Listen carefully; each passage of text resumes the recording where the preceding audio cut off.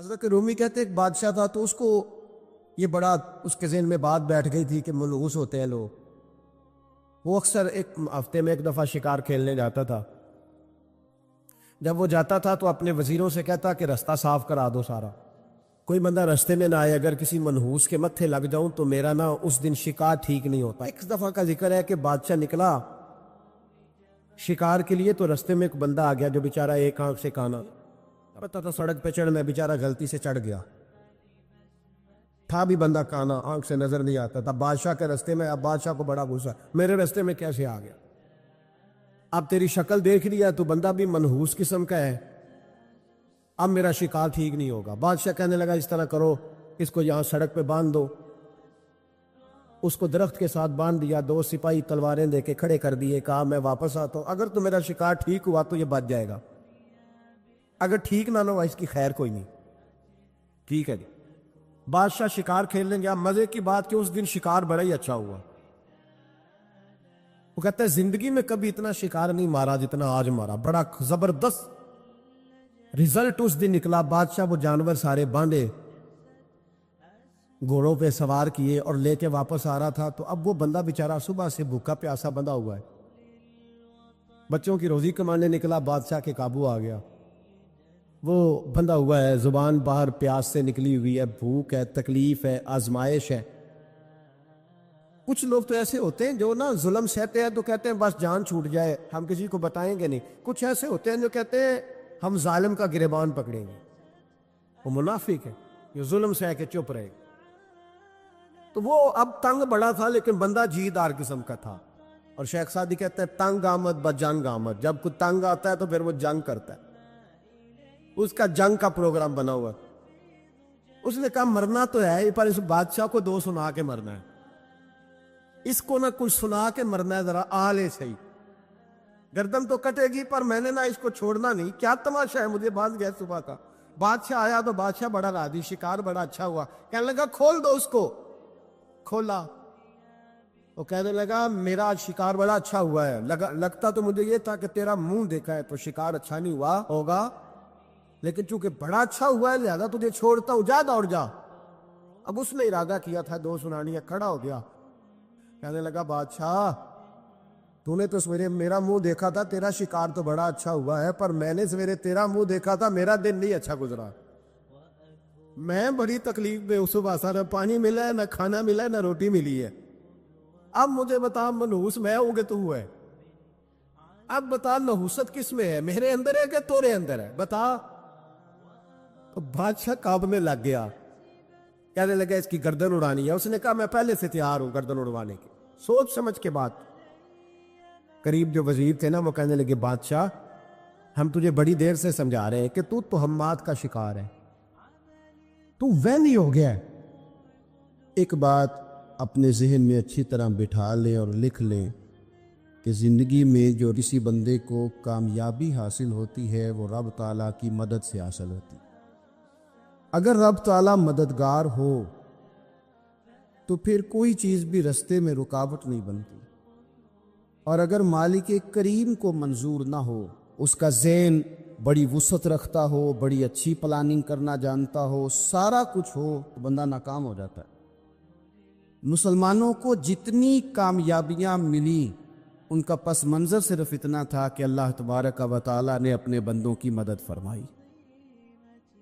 اور اب تعالیٰ نے قرآن مجید میں اس حقیقت کا بیان کیا، فرمایا بَلِ اللَّهُ مَوْلَاكُمْ، فرمایا بلکہ اللہ تمہارا مولا ہے، وَهُوَ خَيْرُ النَّاصِرِينَ، اور وہ بہترین مددگار ہے.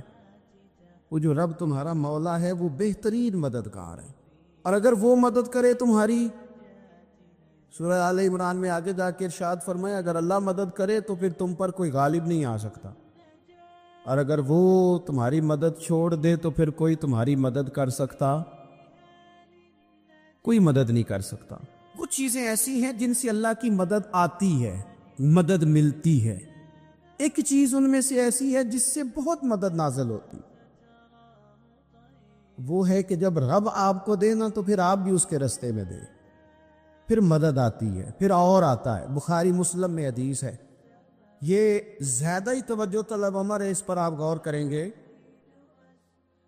حضرت ابو ہریرہ فرماتے ہیں کہ نبی پاک علیہ السلام نے فرمایا ایک شخص نے بادلوں کے اندر سے آواز سنی کہ فلاں آدمی کا کھیت اور باغ خشک ہو گیا ہے، وہاں برسو اور اس کے کھیت کو سیراب کرو۔ وہ بڑا حیران ہوا کہ بادل سے آواز آ رہی۔ پھر اس نے دیکھا کہ ایک پہاڑی پر بارش ہوئی، وہ بادل وہاں برسا، پھر نالیوں سے ہوتا ہوا پانی ایک طرف چلا۔ تو جس نے آواز سنی تھی، حضور بیان کر رہے ہیں، وہ بھی پیچھے پیچھے چلا کہ پانی کدھر جا رہا ہے۔ اس نے جا کے دیکھا کہ ایک مقام پہ ایک باغ کو وہ پانی لگ رہا ہے اور ایک آدمی وہ پانی لگا رہا ہے۔ اس نے اس سے پوچھا تیرا نام کیا ہے؟ اس نے کہا کیوں؟ کہنے لگا بتا نا۔ اس نے نام بتایا تو کہنے لگا یہی تو وہ نام ہے جو میں نے بادلوں کے اندر سے سنا ہے کہ فلاں کے کھیت کو پانی دے دو۔ اس نے کہا یار تو کیا عمل کرتا ہے کہ اسپیشل تیرے لیے بارش برسے؟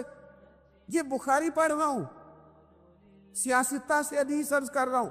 اس سے پوچھا تو کیا کام کرتا ہے کہ جناب اللہ تبارک و تعالیٰ کا حکم کرم آیا کہ خاص تیرے لیے پانی برسے اور تیرے کھیت کو سیراب کرے؟ تو اس نے کہا چھوٹا ذمہ دار ہوں، پر جب فصل اگتی ہے تو 3 حصے کرتا ہوں۔ ایک حصہ اپنے بال بچوں پہ، بہن بھائیوں پہ خرچ کرتا ہوں، ایک حصہ پورا، اور ایک حصہ دوبارہ کاشتکاری پہ لگاتا ہوں، اور تیسرا حصہ خالص میں نے مسکینوں، یتیموں اور غریبوں کے لیے رکھا ہوا ہے۔ وہ جو تیسرا حصہ اللہ کرے آپ سمجھیں، وہ رب کے بندوں پہ تیسرا حصہ خرچ کرتا ہے نا، تو کریم مالک نے فرمایا جہاں سے غریب کا حصہ جاتا ہے وہ کھیت خشک نہیں رہنا چاہیے، وہ جہاں سے مسکین روٹی کھاتے ہیں وہ خشک نہ رہے، جہاں سے یتیموں کو کچھ آتا ہے کہیں اس کی فصل رہ نہ جائے۔ میں اور آپ بھی اگر اپنے مال میں مسکینوں، یتیموں، غریبوں کے حصے رکھ لیں گے تو فصلیں خشک نہیں رہیں گی، ان کے اندر تازگی آئے گی، نور آئے گا، کرم آئے گا، خاص کر خدا کی رحمت برسے گی۔ مدد اللہ سے چاہے، اپنی توجہات کا مرکز رب رسول کی ذات کو بنائے، پھر آپ محسوس کریں گے کہ بڑی جلدی اللہ تعالیٰ کی مدد آنے لگی ہے۔ جب رب مدد فرمائے، جب اللہ مددگار بنے۔ دوستوں سے ایک بات اکثر کرتا ہوں، میں کہتا ہوں کہ جتنے درد سے آپ امیر کو اپنی کہانی سناتے ہیں نا، اور جس طرح آپ کے آنسو بات کرنے سے پہلے گر جاتے ہیں کہ غریب ہیں، بچیاں ہیں، کاروبار نہیں، او میرے سنگیو، اس سے آدھے آنسو اپنے رب کی بارگاہ میں بکھیرو، اس کے حضور عرض گزار ہو جاؤ، اس سے طلب کرو۔ ایک وقت انسان پر زندگی میں ایسا آتا ہے کہ اسے یوں محسوس ہوتا ہے کہ میرا سایہ بھی ذرا سا پیچھے ہٹ گیا ہے، اسے یوں لگتا ہے کہ میں کسی سہارے پہ ہاتھ ڈالتا ہوں تو وہ بھاگ جاتا ہے مجھ سے۔ لیکن مالک کی بارگاہ ایسی عظیم بارگاہ ہے، رب رسول کے آستانے اتنے بڑے ہیں کہ آپ جب وہاں کشکول طلب دراز کرتے ہیں تو جھولی پھیلانے میں دیر لگتی ہے، ان کو بھرنے میں تو کوئی دیر نہیں لگتی۔ ہم نے اپنا سوچ کا قبلہ ہی دنیا کو بنا لیا ہے۔ یہ جو اللہ والوں کی مدد ہے یہ تو اللہ ہی کی مدد ہے، لیکن یہ جو سیٹھوں کی طرف توجہ کرنا، نوابوں کی طرف توجہ کرنا، دنیا داروں کی طرف توجہ کرنا اور اپنا مزاج اس طرح کا بنا لینا، یارو گردن کو جھکا دیتا ہے خیرات کا پتھر، جہاں میں مانگنے والوں کے سر کبھی اونچے نہیں ہوتے۔ اور اقبال کہتے ہیں غیرت ہے بڑی چیز جہان تگ و دو میں، پہناتی ہے یہ فقر کو تاج سردارا۔ میں عرض کروں گا کہ اپنی آپ جب توجہ کا قبلہ اللہ رسول کو بنائیں گے تو رب فرماتے وَيَرْزُقْهُ مِنْ حَيْثُ لَا يَحْتَسِبُ، میں نہ تجھے وہاں سے رزق دوں گا جہاں سے کبھی تیرا گمان بھی نہیں کیا ہوگا، یہاں سے بھی مل سکتا ہے، تو نے سوچا بھی نہیں ہوگا۔ بخاری شریف میں حدیث ہے، حضرت جابر ابن عبداللہ فرماتے ہیں نبی پاک صلی اللہ علیہ وسلم نے 300 لوگوں کا ایک لشکر روانہ کیا کسی مہم کے لیے، کسی جہاد کے لیے۔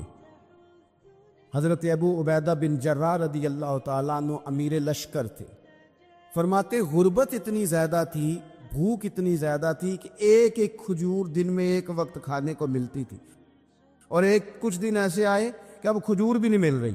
فرماتے اتنی زیادہ بھوک لگی مجاہدین کو، 300 بندہ پتے کھا کے گزارا ہونے لگے۔ یہ بخاری میں موجود ہے۔ آپ فرماتے کہ دریا کے کنارے ہمارا پڑاؤ تھا، ٹھہراؤ تھا۔ جب بھوک سے نڈھال ہو گئے نا، وَيَرْزُقْهُ مِنْ حَيْثُ لَا يَحْتَسِبُ، اللہ وہاں سے روزی دیتا ہے، گمان بھی نہیں ہوتا۔ فرماتے ایک مچھلی اللہ تعالیٰ نے دریا کے کنارے بھیجی، فرماتے ہیں وہ تھی تو مچھلی پر پہاڑ جتنی تھی۔ بخاری میں لفظ ہیں، حضرت جابر ابن عبداللہ رضی اللہ تعالیٰ عنہ فرماتے ہیں 300 آدمی 18 دن تک اس مچھلی کو کھاتے رہے، مچھلی ختم ہی نہیں ہوئی۔ مچھلیاں نہیں، مچھلی کہتے ہیں 18 دن 300 بندہ کھاتا رہا، مچھلی ختم ہی نہیں ہوئی۔ اور فرماتے ہیں کہ اس کی ہڈی نکال کے، کانٹا کہیں گے آپ اپنی زبان میں، کہتے ہیں وہ نکال کے نا تو اس کو کھڑا کیا نا جب، تو اونٹ کجاوے سمیت اس کے بیچ سے گزر جاتا تھا، 2 اس کے کانٹے جوڑے۔ فرماتے ہیں وہ اس کا گوشت ہم کھاتے تھے اور اس کی چربی بطور تیل کے ہم جسموں پہ ملتے تھے، بیماروں کو اس سے سکون آتا تھا، تندرستی شفا ہوتی تھی۔ فرماتے ہیں ہم کھایا بھی ہم نے، اور کچھ لے کے ہم مدینے بھی گئے، اور قربان جائیں نبی پاک نے بھی اس میں سے کھایا۔ ہم نے عرض کی حضور یہ معمہ کیا ہے، یہ ماجرا کیا ہے؟ تو محبوب نے فرمایا تمہارے پاس غذا نہیں تھی، رب نے تمہارے لیے بندوبست کیا ہے، اللہ نے تمہیں دیا ہے۔ یہ نوجوان دوست میری بات لکھ لیں، پریشان لوگ میری بات لکھ لیں، جن کے پاس قوت فیصلہ نہیں وہ اس بات کو لکھ لیں۔ حضرت عبداللہ ابن عباس فرماتے ہیں میرے نبی پاک علیہ السلام نے مجھ سے فرمایا تھا، عبداللہ سن، اگر ساری دنیا مل کے تیرا کوئی نفع کرنا چاہے، کر نہیں سکتی جب تک میرے رب کی رضا نہ ہو۔ اور فرمایا ساری دنیا مل کے تیرا کچھ بگاڑنا چاہے تو عبداللہ بگاڑ نہیں سکتی جب تک رب کریم کی حکمت کا تقاضا نہ ہو۔ لوگوں سے ڈرنا، لوگوں کی طرف دیکھنا، ماحول دیکھ کے اپنے راہ کا تعین کرنا، ہر بندے کے خیالات کے مطابق ڈھلنے کی کوشش کرنا، فلانا نہ ناراض ہو جائے، فلانا نہ ناراض ہو جائے، وہ جس نے ہونا ہو جائے، بس رب اور رسول ناراض نہ ہو۔ نہ دیکھو دنیا کی طرف، دنیا رلا دیتی ہے، ناراضی کرو بندوں کو، بندے تھکا دیتے، نہ پیچھے بھاگو ہر وقت دنیا داروں کے، یہ انسان کو کمزور کر دیتے ہیں۔ وہ تو کریم ہی بڑا ہے، 2 آنسو زمین پر بعد میں گرتے ہیں، بندے کے گناہ سارے پہلے معاف فرما دیتا ہے۔ اللہ کی مدد کا حصول، اپنے مالک کی مدد کی طرف بڑھنا، آپ کو بدر کی جنگ بھی یہی درس دے گی، آپ کو احد کا میدان بھی یہی سبق دے گا، فتح مکہ بھی یہی سبق دے گا۔ اپنی زندگی میں اللہ کی مدد کی طرف بڑھیں، مالک کی مدد کا حصول اختیار کرنے کی کوشش کریں، اللہ کے ساتھ اپنے آپ کو جوڑیں۔ اگر اللہ کی مدد نصیب ہو، یہ جو ہم جتنا ڈرتے رہتے ہیں، سہمے رہتے ہیں، پریشان رہتے ہیں کوئی کیا کر دے گا، ہمارے ہاں نا ہر شعبے میں معاذ اللہ ایک مافیا ہے، الا ماشاء اللہ۔ وہ مافیا کہتا ہے میرے ساتھ ملو گے تو میں چلنے دوں گا، ورنہ میں نہیں چلنے دوں گا، مارکیٹ میں آ ہی نہیں سکتا فلانا بندہ، کیونکہ یہاں ہمارا قبضہ ہے۔ اور میرے بھائی پھر بہت سارے لوگ جن کی نیتیں اور ارادے بڑے اچھے ہوتے ہیں شروع میں، وہ بھی اس مافیا کا شکار ہو جاتے ہیں اور ان کے رنگ میں رنگ جاتے ہیں۔ یاد رکھنا، کسی شخص کی بلیک میلنگ کا کبھی شکار نہ ہونا، کبھی کسی کی میٹھی اور مسجع مکفہ باتوں کا شکار نہ ہونا۔ کوئی کیا کر سکتا ہے اگر اللہ مددگار ہو تو؟ جس کو رب کریم اٹھانا چاہے اسے کوئی گرا سکتا ہے؟ ہم یہ ڈرے ڈرے سہمے پریشان فیصلہ کرنے کی طاقت نہیں، مجھے چلنا چاہیے کہ نہیں، اٹھنا چاہیے کہ نہیں، کرنا چاہیے، اٹھ باندھ کمر کیوں ڈرتا ہے؟ پھر دیکھ خدا کیا کرتا ہے۔ اپنی زندگی میں اپنے مالک کو مولا جان کے، بل اللہ مولاکم، اللہ تمہارا مولا ہے، وَهُوَ خَيْرُ النَّاصِرِينَ، وہ بہترین مددگار ہے۔ توجہ جب بھی کریں رب کی جانب کریں، اپنے دل کا قبلہ درست رکھیں، سوچوں کے زاویے سیدھے رکھیں۔ میرے بھائی، مالک جب بندوبست کر دے نا، جب مالک بندوبست کرتے پھر ایسا بندوبست کرتا ہے کہ لوگوں کے پاس نا چارہ نہیں رہتا۔ حضرت مریم رضی اللہ تعالی عنہا پاک باز تھی، مسجد میں رہی تھی، پر مالک کی حکمت کے تقاضے بڑے عجیب ہے نا۔ پھر جناب مریم کو اللہ تعالیٰ نے بغیر شوہر کے اولاد عطا کر دی۔ یہ بات یہ ایسی تھی، کسی نے کہا تھا کہ مخلوق تو فنکار ہے اس درجہ کے پل بھر میں سنگے در کعبہ سے بھی اصنام تراشے، تم کون ہو کیا چیز ہے داغے کبابی، لوگوں نے تو مریم پہ بھی الزام تراشے۔ تو لوگوں نے کہا کدھر سے لے آئی بچہ، تیرا باپ تو ایسا نہیں تھا، کہاں سے لے آئی؟ اللہ کرے میں آپ کو سمجھا سکوں، ذرا اپنے آپ کو وہاں کھڑا کریں کہ ایک پاک باز عورت، پاک باپ کی بیٹی، طیب ماں کی بیٹی، اور اللہ کے گھر میں پرورش پانے والی خاتون، ایک وہ وقت اور ایک یہ وقت کہ اس عورت کو کٹہرے میں کھڑا کر کے پوچھا جا رہا ہے کہ معاذ اللہ تیری گود میں بچہ جائز نہیں ہے، کہاں سے لائی ہے؟ اب خود سے صفائیاں بندہ کتنی کو دے، کتنی کو وضاحتیں کرے۔ اب حضرت مریم کو کٹہرے میں کھڑا کر کے کہا بچہ کس کا ہے؟ حضرت مریم کہنے لگی مجھ سے نہ پوچھو، وہ جو پنگوڑے میں ہے اسی سے پوچھ لو۔ انہوں نے کہا پنگوڑے میں چند دنوں کا بچہ یہ جواب دے گا؟ تو پنگوڑے میں لیٹے حضرت عیسیٰ بول کے کہنے لگے انی عبد اللہ آتانی الکتاب، فرمایا میں اللہ کا بندہ ہوں، رب نے مجھے کتاب عطا کر کے نبی بنا کے دنیا میں بھیجا ہے، میں اللہ کا بندہ ہوں، کتاب لے کے آیا ہوں، نبی بن کے آیا ہوں۔ پھر پنگوڑے سے اعلان ہو گیا۔ بندہ مومن کا مقام سب سے پہلے اسے خود پتا ہونا چاہیے کہ میرا توکل کتنا مضبوط ہے، اسے خود پتا ہونا چاہیے۔ مجھے نہیں پتا آپ میں سے فجر کس کس نے پڑھی ہے، مجھے تو اپنا پتا ہے، یہ ہمیں خود پتا ہونا چاہیے کہ ہمارا معیار کیا ہے نماز کے معاملے۔ میں نہیں جانتا آپ کی جیبوں میں کتنا ہے اور آپ کتنا اللہ کی راہ میں خرچ کرتے، یہ بندے کا رب سے رشتہ ہے، یہ آپ جانے، آپ کا خدا جانے، میں جانوں، میرا رب جانے۔ رب کہتا ہے پہلے اپنے دل سے پوچھ، یہ ادھر ادھر کی باتوں سے تو ڈرتا ہے، یہ رب سے کتنا ڈرتا ہے۔ پتہ ہے نبی پاک علیہ السلام کے صحابہ کا سٹیٹس کیا تھا، معیار کیا تھا رب سے ڈرنے کا؟ دو چیزیں ایمان کو مضبوط کرتی ہیں، ایک رب سے ڈرنا، ایک اس کی رحمت کی امید رکھنا۔ اللہ تعالیٰ کی رحمت کی امید بھی رج کے رکھنی ہے، اور اس سے ڈرنا ہے تو پھر بھی ذرا صحیح کر کے ڈرنا ہے، کچا پکا نہیں ڈرنا۔ ڈرنے کی کہانی نہیں بنانی کہ او ہو جی اللہ سے ڈر لگتا ہے، وہ ڈرنا ہے۔ اس ڈرنے سے مطلب ہو کہ اعمال ثمرے، اخلاق کردار کے معاملے میں انسان مضبوط ہو جائے، دیانتدار ہو جائے، سچائی والا ہو جائے، صبر و تحمل والا ہو جائے۔ امید بھی رج کے رکھنی ہے، ڈرنا بھی رج کے ہے۔ کبھی پلٹ کے دیکھو نا رب کے بندوں کی شان، اللہ انہیں رزق عطا فرماتا ہے تو عزت والا عطا فرماتا، وقار والی روزی میں دوں گا، وقار والی۔ بس تم 5 چیزیں پیدا کرو اپنے اندر۔ ایک تو یہ دیکھو جب رب کی یاد ہوتی ہے تو دل ڈرتا ہے کہ نہیں، قرآن پڑھا جاتا ہے تو ایمان مضبوط ہوتا ہے کہ نہیں، تمہارا رب پر بھروسہ کتنا ہے، اعتماد خالق کتنا ہے، یہ اپنے اندر پیدا کرو۔ اور فرمایا نماز قائم کرو، اللہ کے راستے میں خرچ کرو۔ تم یہ 5 چیزیں پیدا کرو، رب کہتا ہے مومن بھی تم پکے ہو، درجے بھی بڑے دوں گا، جو خطائیں غلطی سے ہو گئی وہ معاف بھی کر دوں گا۔ ورزق کریم، روزی ملے گی عزت والی۔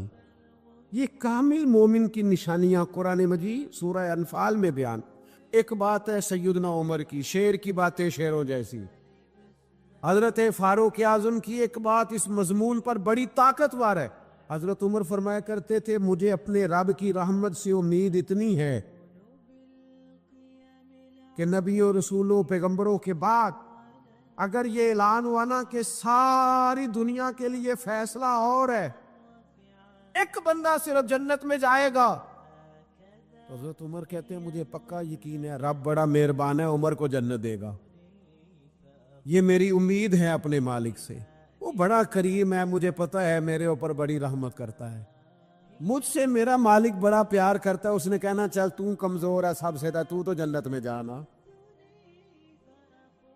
فرمایا جو بغیر حساب کے کہ جنت میں جائے گا، لگتا ہے میرے اوپر کرم کرے گا میں جاؤں گا. لیکن حضرت عمر کہتے ہیں مجھے ڈر اتنا لگتا ہے، اس لیے کہ جتنا کریم ہے نا اتنا بے نیاز بھی ہے. تے بے پرواہ نال یاری لا کے پیندے نے دکھ سہنے. کہتے اس کی بے پرواہی سے اتنا ڈرتا ہوں کہ اگر قیامت میں اعلان ہوا نا سب جنت میں چلے گئے، ایک رکے اس کا حساب سخت ہے، اس سے باز پرس کرنی ہے، استفسار کرنا ہے، ایک رکے. تو حضرت عمر کہتے ہیں مجھے ڈر لگتا ہے کہ وہ بندہ میں ہی ہوں گا جسے روک لیا جائے کہ تو ٹھہر پہلے تیرا حساب لمبا ہے. امید بھی رج کے اور خوف بھی رج کے. کچھ لوگ صرف خوف کا شکار ہیں، وہ بھی ٹھیک نہیں. کچھ نری امید ہی امید کی بات کرتے ہیں، ڈرتے نہیں. الایمان بین الخوف والرجاء، ایمان خوف اور امید کی درمیانی کیفیت کا نام. اللہ کی ذات پر بھروسہ کتنا ہے یہ لوگوں سے نہ پوچھتے پھرے، لوگوں کو نہ بتاتے پھریں گے، تو دل کا معاملہ اپنے آپ سے پوچھے، اپنے آپ کو خود اپنے سامنے کھڑا کریں، اپنا حساب خود کریں، اپنے سے کبھی کبھی سوال و جواب کریں، اپنے سے گفتگو کریں. پر کیا کریں، ہم ساری زندگی اپنا دنیاوی معیار ہی ٹھیک کرتے رہے، اپنے پیسوں کا حساب ہی لگاتے رہے، گھر مکان گاڑی سٹیٹس آنا جانا سلام دعا کتنی ہے. یہ ساری چیزیں جن لوگوں کی مضبوط ہیں نیند ان کی کچی ہے. دنیاوی سٹیٹس جتنا لوگوں کا مضبوط ہے سوچیں ان کی ٹوٹی ہوئی ہے، نظریات بکھرے ہوئے ہیں، لفظوں اور جملوں میں کمزوری ہے، باتیں جو ہیں وہ محسوس ہوتا ہے کہ ابھی تک یہ بندہ اطمینان ہی نہیں حاصل کر سکا زندگی میں، ابھی تک کوئی گفتگو پکی نہیں، کسی بات میں وزن نہیں، کسی جگہ ٹھہراؤ نہیں.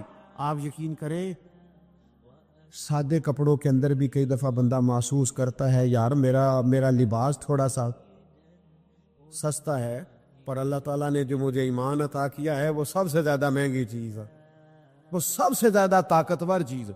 اپنے باطن میں خاص خصوصیات پیدا کریں، اپنے آپ کو ٹائم دیں، اپنی قلبی کیفیات پر زیادہ توجہ کریں. زیادہ مجھے فوٹو شوٹو کھینچنے کا زیادہ تجربہ نہیں ہے، مصروفیات زیادہ رہیں تو میں اس طرف نہیں آ سکا.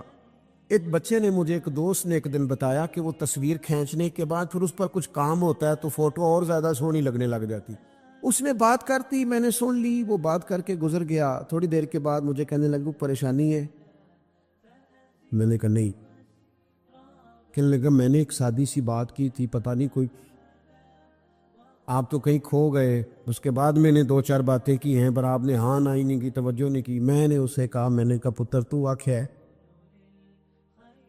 فوٹو تے تھوڑی محنت ہو جائے تے سونی لگن لگ جاندی. تے میں سوچن لگ پیا جے بندہ تھوڑی جی محنت دل تے بھی کر لے،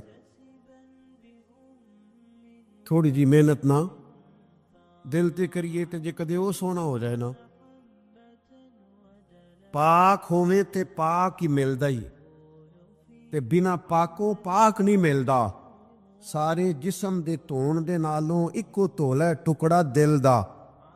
اگر تھوڑی سی محنت روح پہ ہو جائے، تھوڑی سی اندر تھوڑی توجہ کرے،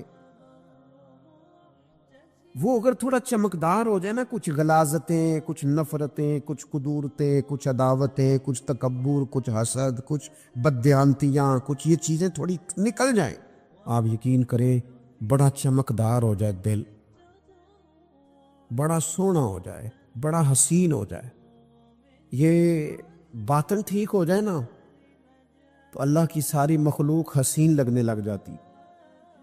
بندے کو نا کچھ عجیب سی کیفیات سے اللہ مالا مال کرتا ہے. اسے کوئی اللہ تعالیٰ ایسا انشراح صدر دیتا ہے، دل کو ایسا ٹھنڈا کرتا ہے، سکون نصیب ہو جاتا ہے. ہم نا بعض ایسی چیزوں کا آہستہ آہستہ شکار ہوتے جا رہے ہیں جن میں ہمیں انتہائی زیادہ سمجھداری کی ضرورت ہے، معاملہ فہمی کی ضرورت. بندہ مومن کیا ہوتا ہے، اس کی علامتیں ہوتی ہیں، اس کی شانیں ہوتی ہیں. مومن کا ایک اپنا وقار ہوتا ہے، اس کی اپنی ایک الگ وزاداری ہوتی ہے، اس کا ایک اپنا اللہ تبارک و تعالیٰ نے سٹیٹس بنایا ہوتا ہے. ہمیں اپنا معیار قائم کرنا چاہیے، اور معیار وہ قلب سے قائم ہوگا، وہ روح سے قائم ہوگا، وہ باطن سے قائم ہوگا.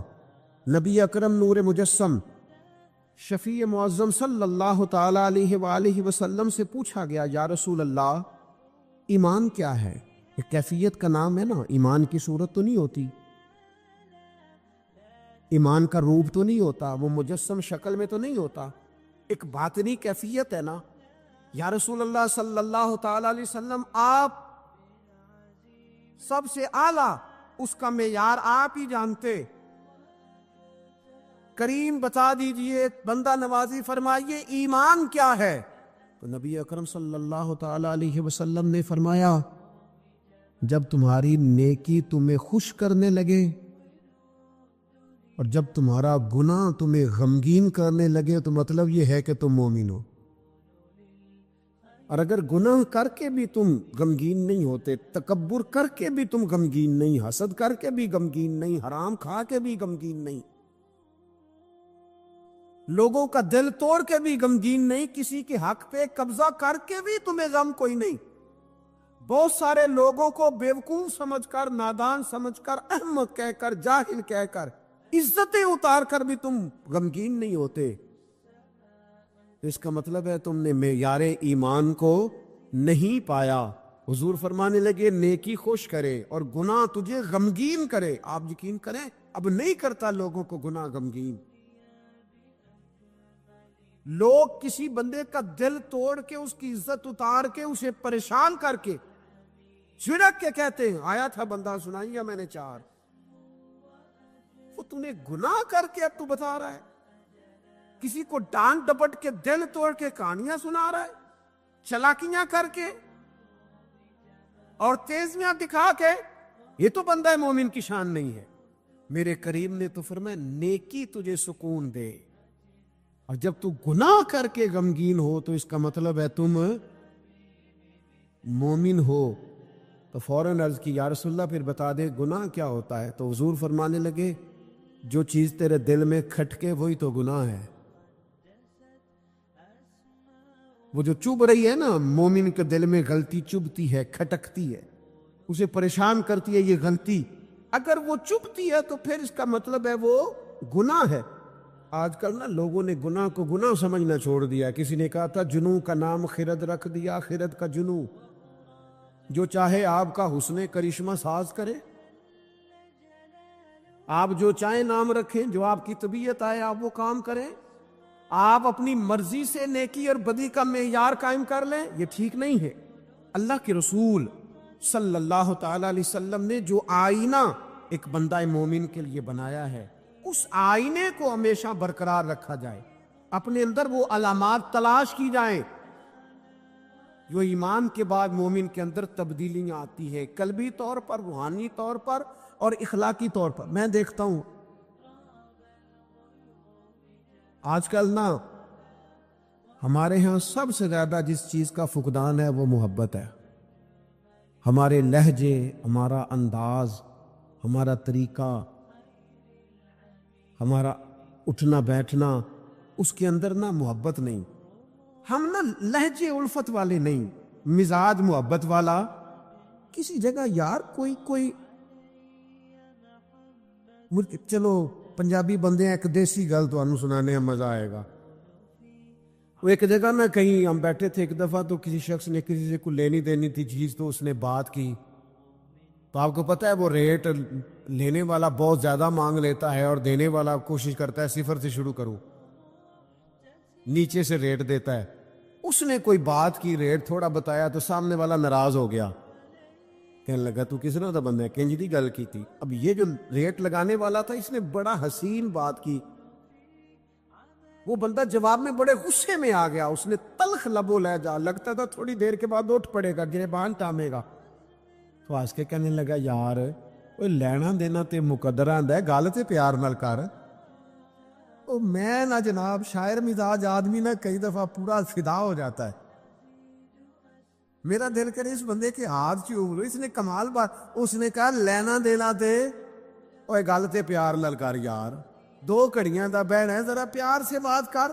کیا ہو گیا تجھے؟ ملنے آئے ہیں، غنیمت جانیے مل بیٹھنے کو، جدائی کی گھڑی سر پر کھڑی ہے، ابھی الارم بجے گا اٹھ کے تو اپنے گھر میں اپنے گھر. او بات تو پیار سے کر، او بول تو محبت کے ساتھ. سودا دینا بیچنا لینا الگ بات، او تو بولا تو ٹھیک کر، تیرا لہجہ تو ٹھیک ہو، تیری گفتگو تو ٹھیک ہو. لو سنو نا کیا کہا مدینے والے محبوب نے، کیا بات ہے میرے کریم رسول کی. حضور نے بات کھول کر بیان کر دی، مشکات میں موجود ہے. حضور فرمانے لگے اللہ کو ماننے والا، میرا کلمہ پڑھنے والا، فرمایا یہ جو مومن ہوتا ہے نا، مومن ہوتا ہی الفت والا ہے، مومن ہوتا ہی محبت والا ہے. مومن اور محبت یہ لازم و ملزوم ہے. مومن اور محبت یہ ایک چیز کے 2 نام ہیں. حضور فرمانے لگے مشکات میں حدیث ہے، فرمایا مومن ہوتا ہی محبت والا ہے. فرمایا اس بندے میں کوئی خیر ہی نہیں، نہ کسی سے پیار کرے نہ کوئی اس سے پیار کرے. جو نہ پیار کرے نہ اس سے پیار کیا جائے اس میں خیر ہے ہی کوئی نہیں. مومن جو ہے نا، مومن وہ پیار کرتا بھی ہے اور مومن سے پیار